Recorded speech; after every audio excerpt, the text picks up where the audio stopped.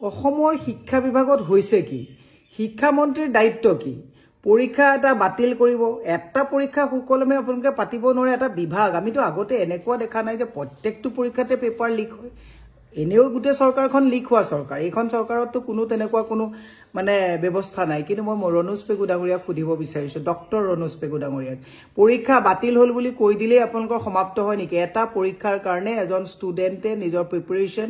অভিভাৱকৰ তাৰ লগত থকা জড়িত আৰু তেওঁলোকৰ গুটে মানসিক যেটো এটা পৰিস্থিতি এইটো আপোনালোকে কৈ দিব এখন বোৰ্ডে যদি পৰীক্ষা এটা সুকলমে পাতিব নোৱাৰে এখন বোৰ্ড থকাৰ কিবা কাম আছে নেকি কলেজক নিজেই কক আপুনি কলেজে নিজে পাতিব নিজে সাৰ্টিফিকেট দিব যেহেতু আপোনালোকে নোৱাৰে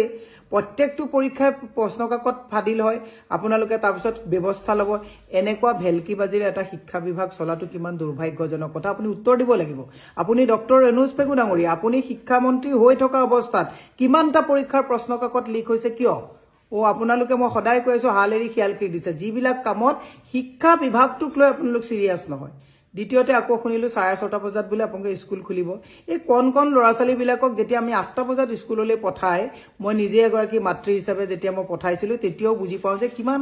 কষ্ট কৰি লৰাছালী কিটাক উঠাব লাগে 6:30 বজাত কিয় উঠাব লাগে আপুনি মন্ত্ৰালয় 6:30 বজাত খুলিব পাৰিব আদৰ্শ বেলেগলৈ দিয়াৰ আগত নিজে দেখাব লাগিব মন্ত্ৰালয় তেতিয়ালে 6:30 বজাত খুলক মন্ত্ৰীসকলে আপোনালোকে 11টা 12টা বজাত অফিচলৈ আহিব কোন লৰাছালী বিলাকক 6:30 স্কুললৈ পঠাবলৈ আহিছে হৈছে কি আপোনালোকৰ